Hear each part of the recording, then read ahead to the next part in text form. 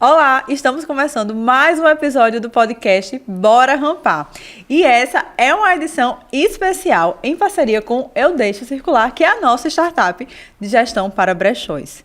Eu sou Daniela Chianca, host do podcast Bora Rampar, diretora de operações da Chianca Softwares, do Eu Deixo Circular. E hoje eu estou aqui diretamente de São Paulo, com uma convidada que é muito especial, que há algum tempo a gente vem tentando fazer essa gravação. E hoje a gente vai falar sobre o mercado de second hand com a maior especialista desse país, que é Natália Dashi. Seja muito bem-vinda ao nosso podcast. A gente está muito feliz de poder aqui gerar esse conteúdo, que eu tenho certeza que você é super referência e vai ter muito a agregar em quem quer conhecer mais sobre esse mercado de brechós, de second hand, essa economia circular que a gente tanto fala, que a gente tanto tem propagado e tanto importante para o nosso mundo, né? É algo que está sempre em alta e que hoje a gente vai conhecer ainda mais. Seja muito bem-vinda. Ai, Dani, muito obrigada, gente. É um prazer estar aqui. Quem me segue nas redes já sabe que essa relação aqui já é de bastante tempo e é uma honra poder vir falar um pouquinho mais sobre esse mercado que eu sou apaixonada. Estou há 12 anos nesse segmento. A gente fica muito feliz de recebê-la, né? Diretamente de São Paulo, essa gravação hoje, viu, minha gente? Compartilhem aí com quem quer conhecer mais sobre esse mercado. Eu vim especialmente para o evento, né, de Brechó Day. Dia 25 de agosto é o Dia Mundial do Brechó, né? Então é uma tendência que tem crescido bastante. E eu quero saber mais, Natália, como foi que começou Natália Dashi e essa relação com esse mercado sustentável? Pois é, né? É difícil separar a pessoa física da jurídica, mas eu gosto sempre de contar que hoje eu estou com 33 anos e a minha primeira compra em brechó foi aos 13. Então já tem aí 20 anos, né, que eu compro como consumidora em brechó. E a minha primeira compra foi muito interessante, foi num bairro aqui, na verdade uma cidadezinha perto de São Paulo, que chama Embu das Artes, que tem feira de artesanato. E a minha família, minhas amigas, a gente não tinha o hábito de comprar em brechó. E aí eu vi uma portinha pequenininha, entrei e me apaixonei por uma peça. E foi muito legal porque na época, imagina, eu não tinha preconceito. Nunca tinha comprado, mas sabia que a peça era usada e em nenhum momento eu sentia esse preconceito. Quem diria que anos depois eu ia trabalhar nesse segmento? Eu estava fazendo faculdade de moda e trabalhava numa empresa de telecomunicações que não tinha nada a ver com moda, era só para pagar a minha faculdade. E lá na faculdade mandaram um e-mail assim, olha, vaga de estágio para um brechó. Eu entrei na vaga, falei, nossa, deixa eu ver esse brechó. Quando eu entrei no site, tinha uma matéria na televisão. Eu falei, olha, esse brechó passou na TV, que coisa chique. Vou mandar meu currículo. E quando eu entrei no site, né, na época, eu falei, nossa, mas que site feio. Se eu entrar nesse brechó, eu vou revolucionar e vou fazer um site legal, um site bacana. Na época ainda não se usava nem Facebook, gente. Foi em 2011. E quando eu entrei no Capricho à Toa como estagiária, o Capricho à Toa, para quem não sabe, é um dos maiores brechós do país. Ele existe há 30 anos. Ele foi pioneiro em vários aspectos. Quando eu entrei lá, foi muito rápida a minha trajetória de crescimento. Então, eu entrei como estagiária em um mês, no outro fui contratada, fui passando para analista, coordenadora, gerente. Eu fiquei um total lá de 9 anos. Então, eu falo, eu fiz faculdade de moda, eu aprendi pra caramba, fiz pós em gestão e marketing, mas nada melhor do que viver o dia a dia na prática de um dos maiores brechós e mais antigos também. E esse foi um grande aprendizado, né? Liderar a equipe, só para vocês terem noção, o Capricho à Toa chegou a ter 110 funcionários, é muita gente, uma empresa grande e tudo que eu aprendi lá com os mentores, os consultores que prestavam serviço para essa empresa, foi a base que eu tive para poder depois, aí a gente vai chegar lá, que foi o momento que eu pedi demissão. Entendi, perfeito. E como foi que você conseguiu hoje entender que você tinha que empreender? Em que momento você disse, caramba, eu preciso empreender nessa área? Pois é, gente, a pandemia, né, transformou a nossa vida e eu tava, né, super feliz no Capricho à toa, eu sempre fui apaixonada, as pessoas perguntavam se eu era dona, se eu era parente de alguém, e não, eu era uma simples funcionária, mas eu Simples sempre não, tá? vestia a camisa, inclusive, ó, hoje eu estou com essa camisa, eu sempre vesti muito a camisa, fazia assessoria de imprensa, eu representava a empresa, aparecia nas redes sociais, porque quando eu entrei lá, um trabalho que a gente fez muito forte foi de redes sociais, então estava no começo do Facebook, depois Instagram, depois eu fiz YouTube, só não fiz o Snapchat porque eu já não botava muita fé. Então eu sempre fui apaixonada. Eu achei que eu ia aposentar lá. Eu achei que eu ia, né, ficar lá o resto da minha vida, aposentar. E lá mesmo a gente teve um processo de coaching. E a coach, ela fez tanto a nossa vida pessoal quanto profissional. Na minha vida profissional, eu coloquei que lá para 2050, quando eu fosse aposentar, eu gostaria de abrir uma agência de marketing. Só que veio a pandemia e acelerou esse processo uns 20 anos, né? Uns quase 30, na verdade. Eu tinha acabado de ser mãe e eu estava assim negociando na empresa que eu trabalhava para diminuir minha carga ou para trabalhar de home office. Eu lembro que a última reunião que eu fiz lá, eu falei, gente, home office é o futuro. Logo depois veio a quarentena. Então, foi um momento super delicado. Imagina uma empresa passar por uma pandemia, sendo que o forte era a loja física, tendo uma folha de pagamento com mais de 100 funcionários, mas a gente tocou, fez o site, eu trabalhei um tempo de home office e quando liberou a quarentena, falou, olha, agora é hora de voltar? Eu falei, não. Eu não vou voltar. Eu vou ficar em casa com meu filho pela segurança, pela saúde. Então, eu tinha ali meu planejamento, né? Caso algo desse errado numa gravidez, por exemplo, eu não sabia se eu ia voltar a trabalhar depois da maternidade. E aí, quando eu olhei meu filho em casa e eu trabalhando de casa, eu falei, poxa, é possível. Eu consigo trabalhar de casa. Posso trabalhar de casa? Falaram não. Aí eu falei, então eu vou sair e vou abrir meu próprio negócio. Só que eu falei, poxa, vou tirar um sabático. Pandemia, poxa, ninguém vai querer me pagar, não vai ter dinheiro. E eu me enganei, porque eu montei o meu perfil, Guru de Brechó, para colocar conteúdo gratuito, trazer notícias de moda. Eu queria que a Guru de Brechó fosse um veículo de comunicação, né? Porque eu também tenho esse lado meio jornalista. E aí, logo nas primeiras semanas que eu criei o perfil, começou a chover mensagens de brechós querendo ou me contratar, perguntando se eu fazia consultoria, mentoria. E aí eu falei, poxa, eu tô com um negócio nas mãos. E foi assim que começou, agenda lotada desde sempre. Muito bom. E na sua agência hoje, quais são os seus serviços? Qual é o seu foco? Olha, quando eu comecei com foco em mentoria para os brechós. Depois a gente partiu para a parte de cursos, porque a mentoria é algo muito pessoal, é algo que é um ticket mais alto. Então, para deixar mais acessível, eu gravei 2 cursos, um de gestão de brechós e um de Instagram para donas de brechó. Não satisfeitas, as minhas alunas falavam, Nath, eu adorei a sua mentoria, eu adorei seu curso. Então, eu tenho alunas que estão comigo desde o começo da jornada. E aí elas começaram a falar, Nath, muito legal tudo que você ensina pra gente, só que a gente precisa de braço, a gente precisa de mão de obra. Você tem uma fotógrafa? Você tem uma videomaker? Você tem uma produtora de moda que pode vir aqui, cadastrar os produtos, montar look, fazer ensaio fotográfico? Então, eu comecei a prestar esses serviços como agência e aí a gente foi para a parte mais tech também, porque uma das perguntas que eu mais recebia é, Nath, qual plataforma usar para fazer minha loja virtual e qual sistema usar para gerenciar o meu brechó? Então, a gente também faz essa parte um pouco mais técnica, criação de loja, tráfego pago, a sacolinha do Instagram, que é uma grande polêmica, assim, todo mundo tenta fazer a sacolinha e não consegue, e aí correm para minha agência porque a gente faz essa parte técnica também. Muito, muito bom. Acho que para a galera entender ainda mais, tudo que são dores das donas de brechó, você vai lá e tem uma solução.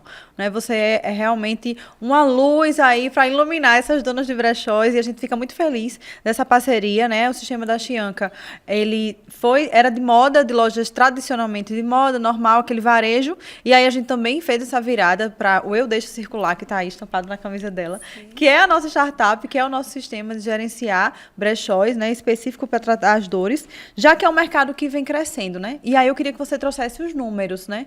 Que tendência é essa? O que é que está acontecendo no mundo da moda? Que conscientização é essa que a gente está vivendo nos momentos atuais? Olha, eu sempre brinco, né, que eu trabalho com o mercado de brechós desde 2011. E eu ia em muitos eventos de imprensa e eu dava o cartãozinho, olha, eu trabalho no brechó, tal, tal, tal. A pessoa olhava, torcia o nariz. Ou, ai, adoro brechó, eu vou em vários brechós da Europa. Mas não se falava do mercado de brechós brasileiro. E com a pandemia, a chave virou. O jogo virou, porque na pandemia as revistas, a mídia, eles não tinham semana de moda e não tinham a moda de rua. Então eles começaram a olhar para quê? Para os brechós. Porque os brechós souberam aproveitar muito bem esse momento super difícil de estar todo mundo em casa e eles se adaptaram muito rápido. Então, teve o boom dos brechós, porque eles conseguiam fazer a malinha para mandar na casa do cliente, conseguiam vender através de site, de loja virtual e também de live. Foi uma explosão de live. Eu não podia abrir o Instagram porque tinha 300 lives de brechó. Então, foi algo muito positivo. E é interessante falar desse mercado porque o mercado de brechós, por mais que eu preze muito e muitos brechós, né, falem sobre a sustentabilidade ambiental, no fim das contas, para o cliente, o que importa é o preço. Então, as pessoas começaram a perceber que era possível se vestir bem e até fazer dinheiro vendendo as peças que não tinham. Então, eu acho que essa pandemia foi uma grande virada e começaram a entender também que, além de ser um impacto positivo ambiental, você gera uma renda extra. Falando de números, né? Quando a gente pensa no mercado global, tem alguns dados que apontam que o mercado de brechós ele vai ser 2 vezes maior que o próprio mercado de fast fashion. Isso até ali 2027, 2030, tá perto.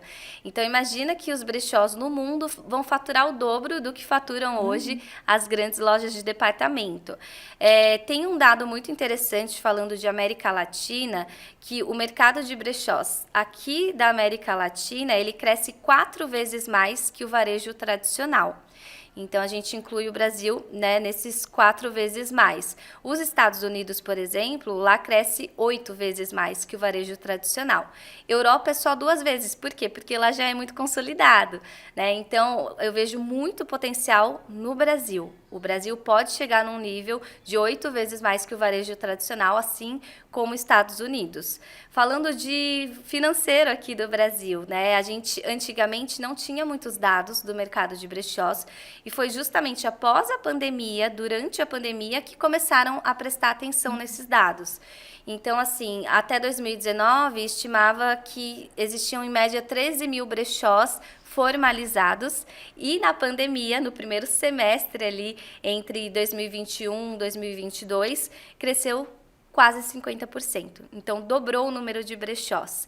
Isso falando dos formalizados. A gente sabe que existem muitos informais e tem muitos brechós que nem são categorizados como brechó, que são os grandes marketplaces, os grandes brechós online, nem constam ali como brechó nas pesquisas. Eles constam mais como tecnologia, site, portal. Então, é um número defasado que eu vou trazer aqui, mas é o dado mais atual que a gente tem, é que em 2021 os brechós faturaram 7 bilhões de reais no Brasil. E o crescimento para os próximos 5 anos varia de 15% a 30% ao ano. É muita coisa. É muita coisa, é um mercado bem expansivo, né? Cresce muito rápido. Engraçado que era um negócio que não surgiu agora, né? Um negócio bem antigo, mas que agora ele vem com um modelo disruptivo, né? Trazendo tecnologia, trazendo gestão para trazer aí um mercado diferente, né? A gente tem grandes players aí como Troc, outros também que utilizam plataformas tecnológicas para estar chegando junto do cliente, né? Então a gente vê esses negócios, esses modelos de negócio com a outra cara. E aí eu queria que tu explicasse um pouco mais quais são esses modelos de negócio. Porque a gente fala brechó, as pessoas veem um tipo de modelo. Sim. Mas você que quer empreender, né, você que está querendo explorar mais esse mercado, existem várias formas de você ter um modelo de brechó. E aí eu queria que você explicasse um pouco mais sobre esses modelos. Eu amei essa pergunta. Quando eu faço, assim, apresentações, palestras, sempre tem um slide que eu coloco assim, logo no começo da minha apresentação. Eu falo brechó. E aí eu coloco uma imagem que é uma lojinha de garagem, tudo tudo bagunçado, uma senhorinha, porque ainda no imaginário das pessoas, brechó é isso, é um local pequenininho, com cheiro de naftalina, como dizem, com roupa de morto. E não, né? Hoje brechó são grandes empresas. O brechó é legal até diferenciar um pouco, porque o Brasil é muito grande, mas de um conceito geral, brechó é empresa. É diferente de bazar, que são ONGs, instituições que têm o lucro revertido, né, que não têm fins lucrativos. E até o slogan da minha empresa é transformando brechós em empresas. Porque os brechós, eles não ganham as peças, tem gente que confunde. Brechó não ganha peça, o brechó ou ele compra ou ele consigna. E eu divido os brechós em 2 tipos, o atual e o vintage, porque isso também gera muita confusão. As pessoas acham que brechó só vai vender roupa das décadas passadas, e não. Hoje a gente tem o que a gente chama de second hand, que é a roupa de segunda mão, é a roupa atual. A mesma roupa que você vê no shopping, nas lojas de rua, é a roupa que vai estar no brechó, que é esse brechó de second hand. Então, se você quer abrir um brechó, eu divido entre atual e vintage. E tem gente que fala, eu não posso misturar os dois? Pode, só que faz muito mais sentido ou você focar em vintage ou focar em moda atual. Porque o vintage, por característica, né, desse modelo de negócio que trabalha o vintage, os maiores e melhores brechós vintage do país e do mundo, eles ganham dinheiro alugando peças para figurino, para publicidade. É um outro modelo de negócio. Quando a gente fala desse brechó atual, second hand, é o brechó que vai ganhar comprando e vendendo peças ou consignando. Então, consignação é quando o brechó pega a peça emprestada e ele vai ganhar uma porcentagem. O compra e venda é quando o brechó, de fato, compra em bazares ou compra de pessoa física e vai ganhar ali o lucro em cima dessa venda. Falando em tipos de brechó, eu divido em 4. Então, eu divido brechó de luxo, premium, marcas famosas e popular. Então, a maioria dos brechós vão estar encaixadas nesse modelo aqui. O que muda nesse modelo? Normalmente, mercado de luxo vai trabalhar consignação, porque são valores altos. Já o popular, vale mais a pena você comprar e revender, é uma margem, né, mais ampla ali para você trabalhar. E dentro do marcas famosas e premium, aí vai muito do modelo ali que o empreendedor vai lidar melhor. Eu tenho alunas que amam negociar com fornecedor, trabalhar com consignação, e eu tenho alunas que amam garimpar em bazares, né, que não gostam de comprar de pessoa física, por exemplo. Então, é entender o seu perfil de empreendedor para ver qual modelo de negócio funciona mais para você. Outro ponto também de consignação é que para quem vai vender, normalmente consignação é melhor.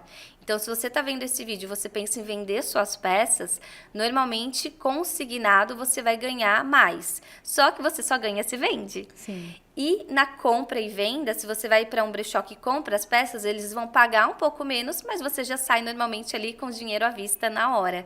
Então, é interessante pensar nesses modelos de negócio. E tem aí um terceiro, quarto modelo, que seria assinatura, aluguel. Sim. Eu acho que são modelos bem interessantes que ainda não estão fortes nem lá fora e nem aqui. Mas eu acredito bastante num futuro de aluguel de roupas também. Muito bom. A gente vê essa mudança de mercado, né, essa conscientização da população sobre esse novo mercado, muito se deu em decorrência da pandemia, né? Então, realmente, eu vejo a economia circular como uma economia muito virtuosa, onde todo mundo ganha. E quanto mais os brechós se unem, melhor, porque eles conseguem conscientizar de forma mais massiva a persona final, né? E aí, trazendo para a persona final, existem também nichos, né? Existe o brechó infantil, né, que tem crescido bastante, que é algo muito sustentável, visto que criança está sempre perdendo os sapatos, perdendo as roupas, né? Então, é algo que é muito proveitoso e faz todo sentido. Tem de mais idade, né, roupas mais vintage. Então, sobre essa persona aí, o que você acha mais interessante? Como a empreendedora pode optar? Qual a persona que eu devo atender? Como é que você enxerga esse mercado, esse público e essa conscientização da população também sobre esse mercado? Sim, nossa, muito bom. Você tocou num assunto que eu adoro, que é o mercado infantil. Então, no Brasil, a gente está começando a ter modelos de franquia de brechós. Existem vários de nicho infantil Então, eu acredito que é uma porta de entrada. E pensando em futuro, quem vai consumir no futuro? São essas crianças. Sim. Então, se elas já estão consumindo ali de segunda mão desde criancinha, para elas vai ser super natural comprar peças usadas Boa. e vender e, enfim, movimentar essa moda circular. Falando de nicho, a gente tem alguns gaps que existem na moda. Então, falta ainda brechós com tamanhos grandes, que é o plus size. Falta brechó masculino. Eu acredito que tem muita oportunidade e você, se conhecendo como empreendedora, você analisando as pessoas que estão em volta de você, a sua comunidade, normalmente o ideal é que você trabalhe para esse nicho. Então, vou citar um exemplo, né? Entre as minhas amigas, as pessoas que eu convivo, a gente não consome luxo, nem brechó. Então, se eu fosse abrir um brechó, não faria muito sentido eu ir para o mercado de luxo. Então, é olhar porque as pessoas ao seu redor vão ser as primeiras clientes, as primeiras fornecedoras, as pessoas vão ser com quem as você divulgadoras. fala, né? Com quem você fala, com quem você se Isso. conecta. Vão ser as divulgadoras, Sim. né, do seu trabalho. Isso é muito legal. Então, na hora de escolher essa persona, às vezes eu faço mentoria específica para isso, para criação de marca, definir persona, comunicação e tudo mais. Normalmente vai seguir muito o estilo da empreendedora, o estilo que ela gosta. Então, eu tenho alunas, por exemplo, eu sempre cito esses dois exemplos. Eu tenho uma aluna que ela vende só moda evangélica, e eu tenho uma aluna que vende moda gótica, só roupa preta. Então, é muito legal porque é delas, é a característica delas. E a gente sempre brinca que brechó tem a cara do dono, a cara da dona, né? Porque é um público muito feminino. Então, às vezes, você consegue nichar o seu brechó para determinadas personas, né? Pode ser mais de uma, ou até determinados estilos. E eu tenho uma aluna, por exemplo, que ela escolheu uma categoria, que é vestido. Então, ela falou, eu quero ser o maior brechó de vestido. E aí, ela só vende vestido. Muito bom. E tem brechó que só vende camiseta de time de futebol. Tem brechó que só vai vender o estilo dos anos 80. Tem brechó que só vai vender o que é tendência. Então, dá para você pensar em vários nichos e se manter fiel a essa persona, a comunidade que você cria. Você consegue ter contato com brechós de todo o país, né? Fazendo suas mentorias e tudo mais. Com essas donas de brechós que você tem contato, quais os principais problemas desses negócios? Olha, eu atendi mais de 200 donas de brechó espalhadas pelo país, tem até aluna fora. E o grande problema é sempre a precificação. Essa é uma dor muito forte que, inclusive, a tecnologia pode ajudar, porque a maioria das donas de brechó se sentem perdidas na precificação. E não existe, assim, uma fórmula mágica. Por isso que eu divido os brechós em popular, marcas famosas, premium e luxo, porque a precificação desses produtos é muito diferente. Então, se a gente for olhar o mercado de primeira mão, o tradicional, o mercado, né, de novos, você tem peças do Bom Retiro, você tem peças de fast fashion e você tem as grifes. O valor é gritante, né? A gente sabe que uma bolsa, né, de luxo pode chegar a 200 mil reais usada. Então, você, na hora de precificar, você tem que entender muito bem qual é o nicho que você tá, esse público e o que o seu público valoriza. Um exemplo, por exemplo, né? O brechó que eu trabalhei não era de luxo, apesar de receber produtos de luxo. Quando eu recebi um produto, eu escutava os clientes na loja. Aí a cliente falava, nossa, que bolsa cara. E eu sabia que estava muito barata. Só que era uma bolsa de luxo que aquela pessoa nunca viu. Ela nem imagina o quanto custa. Nem imaginava que aquela bolsa estava 10% do valor original. Ou seja, era uma bolsa, sei lá, que custava 10 mil. E no brechó ela achou caro. Outro ponto, o público, né, que você vai vender, ele tem uma visão diferente, às vezes, da gente que está no mercado de moda.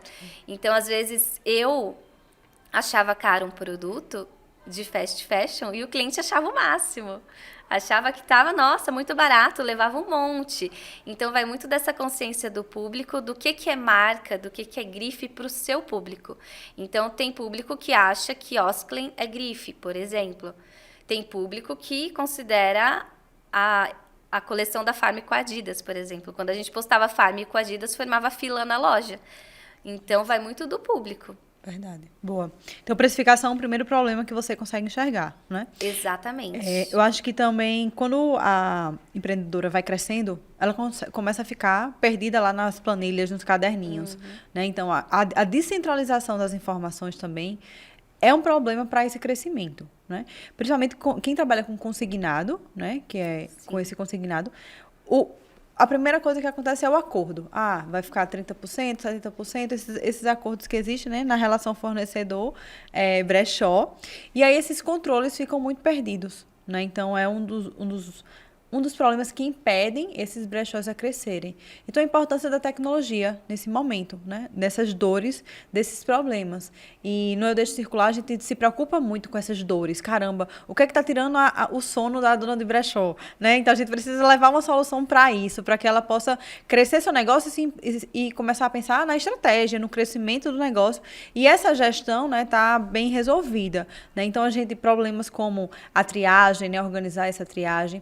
Na precificação, a gente tem construído aí soluções, expertises para, de forma sugestiva, né, a precificação ser bem sugestiva já pelo sistema. Então, para você não ter dor de cabeça, de acordo com o histórico dos produtos, né, o que tem lá já parecido de peça que já entrou no estoque, o sistema vai fazer um comparativo e sugerir um produto, um preço, né, para ajudar nessa precificação. Tem toda essa triagem também, que muitas vezes os brechós têm um vasto estoque, né? São muitas peças, né? É algo que precisa organizar por grupos, por estratégia, entregar também. A gente se preocupa muito em entregar relatórios para que a dona de brechó consiga, caramba, isso aqui vai me ajudar a tomar uma estratégia, né? Então, quanto tempo médio as peças estão ficando dentro da loja, né? Dentro do meu brechó? Qual é o tipo de produto de grupo de estoque que mais sai, que mais vende, né? Que tem um giro maior? Para que eu possa investir nessa triagem. Né? A gente estava conversando mês passado e a gente também está definindo um indicador bem bacana que é o de conversão. Então, a taxa de conversão de venda na triagem. Será que o meu problema... Onde é que está meu brechó está sem vender? Onde é que está meu problema? Talvez você esteja não fazendo uma triagem tão bem feita, né? E aí os produtos estão entrando e o estoque está ficando parado. Então, essa triagem também é importante. Então, se preocupar também, acho que com toda a trajetória da peça. Né? Desde a captação, quando você consegue fornecedor, trabalhar esse fornecedor, porque se seu fornecedor trouxer peças boas, isso é interessantíssimo para você. Então, esse relacionamento é muito importante, né? Que você tem que haver junto com os fornecedores. Acho que isso é um dos segredos do sucesso do brechó, né? A gente está com esse tema aqui hoje na mesa para trazer. Então, esse relacionamento com os fornecedores e entender que os números falam. Costumo dizer que os números gritam para a gente, né? A gente sem dados, a gente tem uma mera opinião. E a gente, como gestora, como empreendedora, a gente precisa ter responsabilidade nas ações que a gente toma, né? A gente precisa ter decisões assertivas acerca do nosso negócio, porque o mercado não perdoa. Então, é importante a gente se basear em dados para tomar decisão, né? Entender, saber muito claro qual é o fornecedor que me traz mais lucro, qual é o cliente que me traz mais lucro, né? Entender, trabalhar essas estratégias para que você possa ter resultados melhores. Se você tiver às cegas, você vai bater com a cara na parede, né? Então, o sistema, a tecnologia está aí para ajudar, né? Então, como você enxerga essa relação e você acha que as donas de brechós dão essa importância para o sistema, para a gestão? Sim, olha, o que você falou faz muito sentido. Como teve essa virada de chave no mercado de brechós, as empresas elas precisam se profissionalizar. Essa é assim a grande missão da minha empresa, levar conhecimento e ferramentas para que os brechós possam bater de igual para igual com os grandes players. Eu atendo todos os tipos de brechó, desde o pequenininho, menorzinho, que nem saiu do papel, até os grandes. E eu já fui em brechós grandes, tá? Que já tem muitos anos de mercado, e eu perguntei, qual sistema de gestão você usa? Ou qual sistema de CRM? Ah, não tem. Falei, como assim? Um brechó desse tamanho, com tantos anos e não tem? Onde tá os dados dos seus fornecedores, dos sellers? Ah, tá tudo no WhatsApp. Eu falo, gente, pelo amor de Deus, não dependam do WhatsApp, das redes sociais. É muito importante você ter controle ali dos seus dados, alimentar essa base de clientes, seja o cliente que vende, o cliente que compra. É muito importante também para quem está pensando em crescer, escalar, usar a tecnologia, porque sem tecnologia você não vai conseguir delegar. Essa parte de precificação, por exemplo, é algo muito difícil para uma empreendedora delegar, porque o preço meio que está na cabeça dela. Então, se ela tem um sistema, ela consegue depois contratar pessoas e a pessoa vai seguir ali o que o sistema sugere. Ela consegue criar um método de precificação, ela consegue criar ali processos para poder passar isso para outras pessoas, porque sozinho e sem tecnologia não vai conseguir escalar. E uma diferença é o seguinte: quando eu comecei a minha empresa, até me falaram, assim, uma pessoa do segmento meio que desencorajou. Ela falou: Nath, muito legal a sua ideia, eu também já tentei dar mentoria para brechó, mas a galera nunca vai te pagar uma mentoria. E eu fiquei até assustada, né? Então, dentro do próprio segmento, tinha esse preconceito, porque entende-se que, eu vou abrir um brechó por necessidade. E não. Hoje a gente tem brechós que não estão começando do zero, não. Eles já começam com investimento, com estratégia, modelo de escala, de startup. Tem brechós que estão buscando investimento financeiro no mercado. Então, assim, aceleração. Hoje o mercado está muito diferente, ele não está mais ali no armadorismo. Então, se você quer ter um brechó, crescer, se profissionalizar, só tem um caminho, que é tecnologia. E isso ajuda você a chegar mais rápido no objetivo que você quer, né? Por exemplo, a gente se preocupou muito nessa relação com o fornecedor. Então, a gente consegue hoje mandar, por exemplo, fazer todo o orçamento, mandar pelo WhatsApp para que a fornecedora fique de acordo com as peças, para a gente já, quando ela autoriza, isso automaticamente já dá entrada no sistema, já emite a nota fiscal. Também a gente se preocupou com essa automação fiscal, que é complicada, né, de CFLP e tudo mais. Então, tudo isso o sistema Eu Deixo Circular já resolve, para que a empreendedora esteja focada na estratégia, como você está falando. Porque bons negócios que crescem, é aqueles que estão focados na estratégia, né? Crescer é uma estratégia de sobrevivência. Todo negócio precisa estar crescendo, senão ele está morto, né? Então, trabalhar ferramentas a seu favor ajuda você a crescer mais rápido, né? Então, as pessoas precisam entender que tecnologia está aí para facilitar. É acessível, né, para você que tem um brechó. Mesmo que você seja pequeno, que você comece bem estruturado, né? Ninguém constrói nada na areia movediça. Você precisa de uma base sólida. E sistema ajuda isso, né? A tecnologia ajuda isso para lhe dar uma base sólida para que você possa crescer com pilares fortes dentro do seu negócio. Então, a importância de trabalhar todas essas expertises do negócio, do brechó, já tem solução para isso. O estoque é algo super importante, né? É algo muito delicado para um brechó e ele precisa ser gerido bem, feito. Então, a gente criou uma solução de devolução do produto. Então, de forma automática, a loja vai lá, pistola aquela etiqueta e verifica quanto tempo aquela peça está na loja. Então, se faz muito tempo, ela precisa ser retornada, né? Isso já precisa ser um acordo com o fornecedor e precisa ser uma estratégia do seu negócio. Se você não estiver girando, não estiver agindo, eu digo que gestão é ação. Eu preciso estar sempre elencando a próxima ação para que meu negócio cresça, flua. Então, muitas vezes as pessoas não sabem por que não tem resultado, mas também não investem em nenhuma ação, né? Em nenhuma estratégia. Querem continuar fazendo as mesmas coisas, o mesmo modelo de negócio, de estratégia, e querendo resultados diferentes. E isso não vai acontecer. E uma outra tendência, né, Natália, que eu queria que a gente comentasse aqui, de negócios de moda aderindo esse modelo sustentável, né? A gente viu aí a Renner comprando a Repassa, a Troc foi comprada pelo Grupo Arezzo.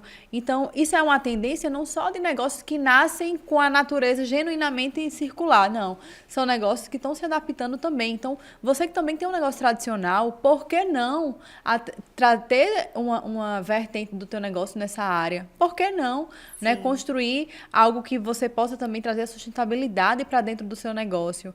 Então, deixa aí essa indagação para quem é empreendedor e está nos ouvindo.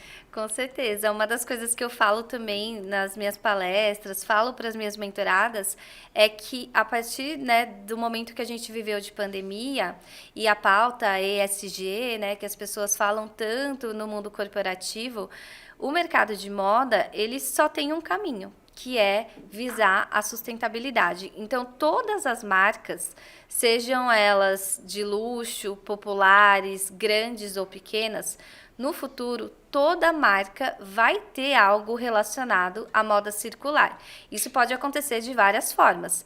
Pode ser a marca fazendo uma parceria com um brechó, pode ser adquirindo um brechó, pode ter o seu próprio site ou plataforma, pode ter projetos, por exemplo, um evento de troca, um evento, né, que você vende a peça para a marca de volta e ganha em crédito. Sim. Então, são várias possibilidades. E tem uma coisa muito importante que a gente estava falando até nos bastidores.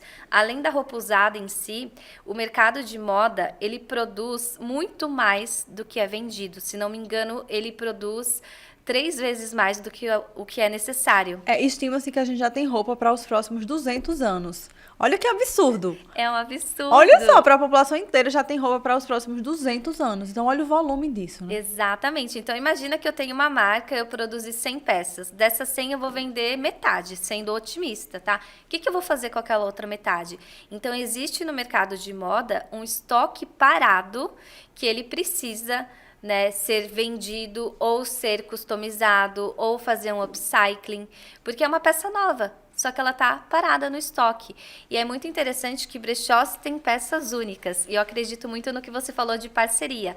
Eu não vejo os brechós como concorrentes, porque é peça única. Então, os brechós podem até entre si promover essa troca de estoque, porque o que vende no meu brechó pode ser diferente do que vende no seu. Então, faz muito sentido e faz parte do movimento circular. Brechós, eu sempre falo, apesar de eu amar, eu sei que não é a única solução, Sim. não é a única alternativa. A gente vai precisar diminuir consumo e a gente vai precisar pensar na reciclagem, que é algo caríssimo, é algo muito difícil ainda de ser feito. Do total de produção de moda no mundo, só se recicla 2% do que foi produzido no mundo todo, e só 1% volta a ser roupa. O outro 1% vai, sei lá, vira asfalto, vira estofado. Então, a gente tem um caminho muito longo para essa parte de reciclagem. Então, o quanto a gente conseguir estender a vida útil daquela peça, a gente fala roupa de segunda mão, mas tem roupa de segunda, de terceira, de quarta, tem roupas que passam por gerações, né? Então, a gente precisa, ao máximo, evitar esse descarte, e quando acontecer esse descarte, aí precisa partir para uma reciclagem. De forma consciente, né? E aí fica a dica, né, para as pessoas também pensarem nos seus negócios, como podem implementar uma ação estratégica.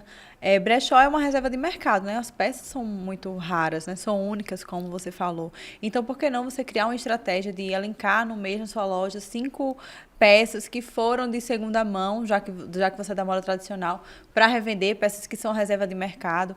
Então, é importante a gente começar a ter a nossa mente driveada para negócios sustentáveis, para que a gente possa melhorar aí essa nossa percepção de consumo, né, que é tão desgastante, que é tão muito sem compromisso, né, hoje em dia. Então, trazer os negócios para aderirem a esse compromisso é uma responsabilidade nossa também.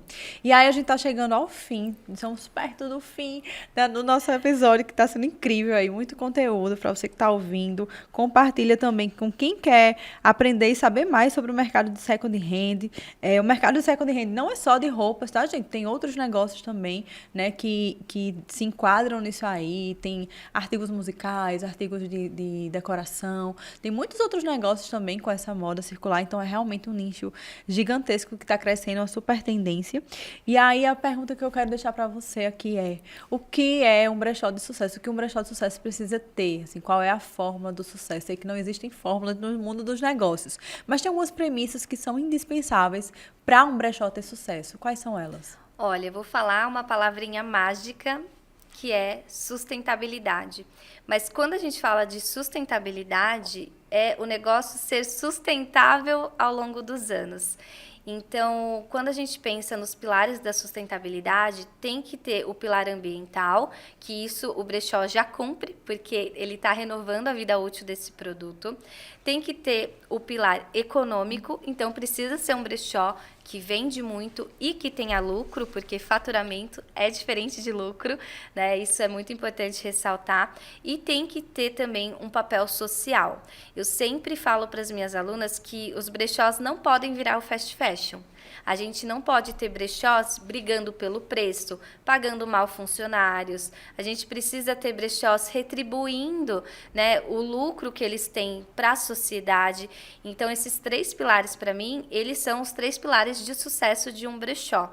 Não pode ser pautado só no ambiental ou só no econômico, no lucro, nem só no social, tem que ter tudo isso junto e integrado. Eu acredito muito nesse modelo de negócio, inclusive eu estou implantando isso na minha empresa aos poucos, que são as empresas que são 2.5. Elas não são nem do terceiro setor, nem só do segundo. Então, são empresas que sim têm lucro, mas parte do lucro a gente faz algo para a sociedade. Então, por exemplo, um brechó que ele vende pra caramba, tem muito lucro, paga bem os funcionários e ainda faz um projeto social. Para mim, esse é o modelo perfeito de negócios, né? Que você causa esse impacto. Não é só medir lucro, é medir o impacto que você causa no mundo e nas pessoas. Muito bom. Queria que você indicasse aí um livro e uma série aí para as mulheres empreendedoras que querem abraçar mais ainda esse mercado. Olha, livros tem vários, mas eu vou falar um que é muito leve, divertido, que tem palavrão,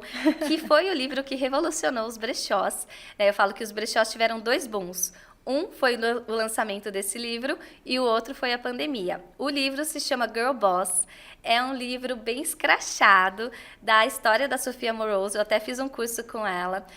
A Sophia, ela fundou um brechó nos Estados Unidos. Era vintage, ela ganhou muito dinheiro, ficou milionária. Depois fundou uma marca, não vou dar spoiler, aí vocês podem ler o livro. Tem ele em português, tem ele em inglês. O livro Girl Boss é muito legal, porque normalmente a gente lê livros de gestão que mostram todo o caminho certo, o que fazer, o que seguir. O Girl Boss não, é tudo que você Errou. não pode fazer, todos os erros dela, de uma maneira leve e divertida. Tem a série, mas a série eu não aconselho, é melhor o livro. Falando de série, olha, é difícil para mim falar de série, porque eu sou do 8 a 80, né? Ou eu gosto daquela série bem bobinha, tipo Emily em Paris, ou um documentário. Então, eu vou falar de documentário. Não tem jeito, o documentário que eu tenho que citar, que é The True Cost. Ele é o documentário que abriu os olhos das pessoas para a indústria da moda. Tem vários outros, né, hoje em dia, mas o The True Cost, ele foi, assim, o pioneiro e mostrou o bastidor da indústria, do trabalho análogo à escravidão, né, das condições de fábrica. E tem um muito bom que eu preciso falar. Me acorde após o carnaval acabar, se não me engano. Depois dei um Google, a gente deixa o link também no descritivo. Sim. O nome é estranho, mas fala das indústrias aqui, indústrias não, confecções brasileiras. É muito difícil eu chorar, mas nesse documentário eu chorei. Caramba. Porque mostra a condição das pessoas brasileiras do nosso país na produção de jeans. É totalmente desumano e eles só tiram folga no carnaval, por isso que tem esse nome. É um documentário pesado, mas que vale a pena assistir. Mostra a realidade, né? Mostra aí no nosso país. Muito bom. Eu queria que você deixasse as redes sociais para o pessoal acompanhar seu conteúdo, né? Sei que você tem um canal no YouTube também com muito conteúdo interessante. Então, deixa uma mensagem final para essas donas de brechóis para continuarem nessa jornada empreendedora, né? Essa jornada pode ser mais fácil com tecnologia, com gestão, né? Com conhecimento. E eu sei que você é uma grande progenitora disso, então compartilha as redes sociais e manda uma mensagem final para essas donas de brechóis maravilhosas. Ai, obrigada, Dani, eu adorei. Gente, eu sou @guru de brechó em todas as redes, todas. Tem YouTube, tem Instagram, que eu sou super ativa, tem no LinkedIn também, Guru de Brechó, a minha empresa, e Natália Dashi, o meu LinkedIn pessoal. E eu tô também, assim, me esforçando para estar no TikTok. Ainda eu tenho minha conta lá, já sigam. Em breve eu vou colocar mais conteúdo no TikTok e no YouTube também. Mas Instagram, gente, eu estou todos os dias, faça sol, faça chuva, esteja doente ou não, todo dia eu tô lá no Instagram. Então sigam Guru de Brechó. E deixar o meu site também, gurudebrechó.com.br. Lá tem um blog, tem conteúdo, tem todas as informações e contatos. E a mensagem final que eu quero deixar, primeiro agradecer a Dani. Eu fiquei muito, muito feliz. A gente já tem uma relação aí de anos, mas conhecer pessoalmente é muito legal. Já me convido para ir para João Pessoa, em breve conhecer todo mundo da equipe. E para você que está vendo esse vídeo, que viu até o final, é um sinal. Não deixe para amanhã. Comece o seu negócio hoje. Eu tenho muitas alunas que largaram profissões como advogada, dentista, médica e foram empreender. Eu tenho várias alunas que empreenderam porque vieram da necessidade, não tinham o que comer e começou do negativo, não é nem que começou do zero. Então, são muitas histórias emocionantes. Eu tenho alunas que passaram por doenças graves e tiveram que se virar para fazer uma renda extra. A gente nunca sabe, né, o que vai acontecer, mas o que eu falo é, comece hoje. Não deixe para amanhã. Começa com o que tem, do jeito que dá. E, assim, pode começar como um trabalho paralelo, mas, assim, certeza que você vai se apaixonar pelo mercado de brechós e vai querer fazer disso a sua carreira. Muito obrigada. Gente, esse episódio ficou demais, viu? Compartilha aí com mais pessoas, né? Segue nossas redes sociais, Bora Rampar, Chianca Sócios, e Eu Deixo Circular, que é nosso sistema completo para gestão de brechós. Tem muito conteúdo de gestão, de autoridade lá, para você seguir. Eu tenho certeza que vai ter um episódio 2 em João Pessoa, viu, Natália? Oba! Fica aqui o convite, porque esse é o primeiro episódio. Vai ter uma continuidade desse episódio, porque tem muita coisa pra gente falar. Já foi sensacional esse encontro. Eu deixo vocês aí para seguirem Natália. Realmente acompanhem o trabalho dela, é incrível. Vocês ainda vão ouvir falar muito dessa mulher, viu? Porque esse mercado só vai crescer. E eu espero que vocês tenham gostado bastante. Compartilhem e sigam a gente nas redes sociais. E bora rampar, hein? Uhul! Ai, adorei! Nossa,